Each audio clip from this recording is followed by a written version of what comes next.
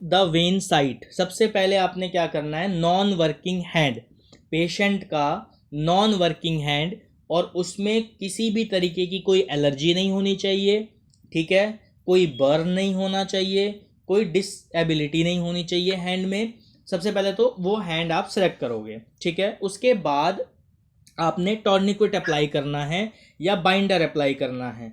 आप जब tourniquet apply करोगे तो वेन्स पे प्रेशर आएगा, और वेन पे प्रेशर आने की वजह से वो प्रोमिनेंट हो जाएगी, यानी हल्की सी और उभर के बाहर की तरफ आपको दिखने लगेगी। जब आपको वेन दिखेगी तो आपको फील करना है उसकी डायरेक्शन, कि उसकी डायरेक्शन किस तरफ है। जब डायरेक्शन फील हो जाएगा तो उसके बाद आपको उसे क्लीन करना है।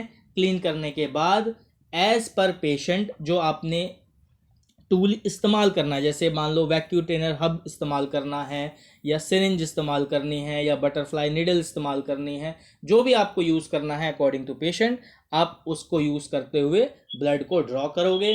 ड्रॉ करने के बाद निडल निकालनी नहीं है, सबसे पहले फिस्ट ओपन कराना है, टॉर्निक्विट रिमूव करना है, ड्राई कॉटन स्वैब रख के, और फिर निडल को रिमूव कर देना है। और जहाँ वो कॉटन स्वैब रखी है, जहाँ यानी पंचर किया था, वहाँ हल्का प्रेस करके रखेंगे, आर्म को फोल्ड कराएंगे।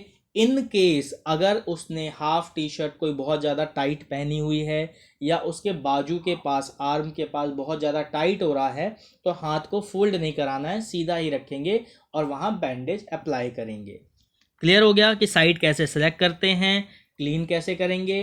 क्लॉकवाइज या एंटी क्लॉकवाइज स्प्रिट स्वैब से आप क्लीन करते हैं, ब्लड को ड्रॉ करते हैं, फिर अकॉर्डिंग टू टेस्ट ब्लड को ट्रांसफ़र करते हैं डिफरेंट ट्यूब में। अब आगे चलते हैं, परफॉर्मिंग द वेनिंग पंचर। यहाँ पे और अलग अलग डायरेक्शन है। एक होता है वेन फाइंडर, एक डिवाइस होता है जिसमें आपको वेन जो है बहुत ईजिली लाइट के इम्पैक्ट से दिखाई देती है। यहाँ पे वैक्यूटेनर हब से डायग्राम पेज नंबर 30 पे आप देखोगे, वैक्यूटेनर हब के डायग्राम दिया हुआ है, किस तरीके से ब्लड वैक्यूटेनर हब से लिया जा रहा है। दूसरा, यहाँ वेन फाइंडर से वेन फाइंड की जा रही है, फिस्ट कैसे मूव किया हुआ है, किस तरीके से टॉर्निक्विट अप्लाई किया हुआ है बाइंडर।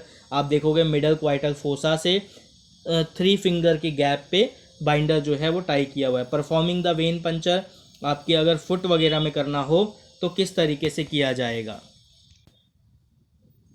अब यहाँ पे पोजीशन कैसे होल्ड करोगे, निडल कैसे होल्ड करनी है, आपके फुट वाले एरिया में जो डॉर्सल एरिया है वेनस आर्च का, वहाँ से किस तरीके से लिया जाएगा, वो वाला चीज़ दिखा रखा है। यहाँ पे भी सेम चीज़ ध्यान रखना है, बस यहाँ पे बोन्स मसल्स जो हैं वो बहुत कम होती हैं, तो रिस्क जो है निडल का बोन में लगने का बहुत ज़्यादा होता है। तो कोशिश यही करनी है कि जो विजिबल वेन है, ईजी टू एक्सेस आर्म वाला है, आप वहीं से कलेक्ट करें। फुट वाले एरिया से बहुत ही कम, मतलब आप कह सकते हो अगर आप एक्सपीरियंस्ड हो, आपको लगता है कि बिना मेजर कोई डैमेज के आप ले सकते हो, तो यहाँ से भी लिया जा सकता है। बस यहाँ फ़र्क ये है कि जब आप लेते हो तो निडल का एंगल जो है वो 15 से 30 डिग्री के बीच में होना चाहिए। प्रोसीजर बाकी सेम ही है, टॉर्निक्विट अप्लाई करना है, वेन प्रोमिनेंट होगी, प्रोमिनेंट होने के बाद फील करोगे डायरेक्शन फील करने के बाद आप निडल से, जो भी आपका सिरिंज है या वैक्यूटेनर हब है या बटरफ्लाई निडल है, उससे आप पंचर करोगे, ब्लड कलेक्ट करोगे, उसके बाद आप ट्रांसफ़र करके आप उसको सेम चीज़ आप स्वैब रख के, ड्राई स्वैब रख के निडल निकाल दोगे और बैंडेज अप्लाई करोगे। सेम यहाँ पे हाथ पे भी है। यहाँ पे जो आपका डॉर्सल वेनस आर्च वाला एरिया है, या आपका सेफेलिक और बैसिलस वेन जो है वो यहाँ दिखा रखी है।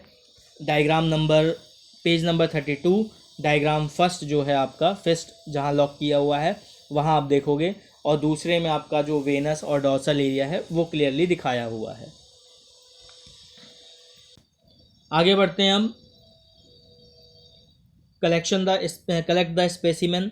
सेम प्रोसीजर जो अभी मैंने बताया था, कोई सा भी, चाहे आप आर्म ले रहे हो, चाहे फुट ले रहे हो, चाहे मिडल क्वार्टर फोसा ले रहे हो, चाहे आप पाम वाला एरिया ले रहे हो, सबसे पहले आप टॉर्निक्विट अप्लाई करते हो, वेन को प्रोमिनेंट करते हो, प्रोमिनेंट करने के बाद आप फील करते हो डायरेक्शन फील करने के बाद आपके पास जो भी इंस्ट्रूमेंट है, चाहे आप सिरिंज यूज़ करें, चाहे आप बटरफ्लाई निडल यूज़ करें, चाहे आप वैक्यूटेनर हब यूज़ करें, आप वहाँ से उसके हेल्प से, टूल के हेल्प से ब्लड कलेक्ट करते हैं, ट्यूब में ट्रांसफ़र करते हैं, टॉर्निक्विट रिमूव करते हैं, फिस्ट को रिलीज़ कराते हैं, और ड्राई कॉटन रख के निडल को रिमूव करते हैं। उसको प्रेस करके रखना होता है थोड़ी देर तक, जब निडल रिमूव हो जाती है कि ब्लड बाहर ना आए या किसी भी तरीके का कोई भी हीमोटोमा वहाँ ना हो। हीमोटोमा का मतलब होता है आम भाषा में जैसे कहते हैं ना सर, नीला पड़ गया जहाँ ब्लड कलेक्ट किया था।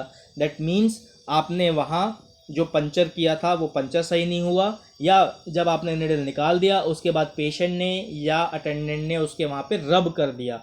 रब करने से भी वहाँ पे हीमोटोमा होने के चांसेस बढ़ जाएंगे। और लास्ट में बैंडेज अप्लाई करके पेशेंट को भेज देना है। पेशेंट केयर क्या होता है भाई, जब आप ब्लड ले रहे हो उससे 5-10 मिनट पहले और ब्लड लेने के 5-10 मिनट बाद आपको पेशेंट को ऑब्जर्वेटरी पीरियड में रखना होता है कि आप पेशेंट को देख लें कि हाँ भाई पेशेंट स्टेबल है, ऐसा तो नहीं है ब्लड देने के बाद वो अनस्टेबल हो रहा है। अनस्टेबल का मतलब कई बार लोगों को चक्कर आ जाते हैं, कई बार वीकनेस हो जाती है, कई बार वॉमिट हो जाता है, कई बार घबरा भी जाते हैं पेशेंट ब्लड देख के। तो ऐसा तो कुछ पेशेंट के साथ नहीं हो रहा है, वो स्टेबल है, उसके बाद ही पेशेंट को भेजना है। लेबल स्लिप किस तरीके से होती है आपकी, उसमें पेशेंट का नाम रहेगा। अगर कोई ओपीडी का आप लैब में बैठे हो और लैब हॉस्पिटल के बाहर है तो उसमें हॉस्पिटल का नाम भी रहता है, डेट टाइम रहेगा, सोर्स रहेगा कलेक्शन का, और कलेक्टर का जो भी कलेक्ट कर रहा है उस पर्सन का नाम या सिग्नेचर रहेगा। यूरिन के कंटेनर में भी सेम इसी तरीके से लिखा जाता है। उसके बाहर लेबलिंग स्लिप रहती है, उसमें नाम, नेम, एज और आपका करेक्शन टाइम वगैरह मेंशन रहता है।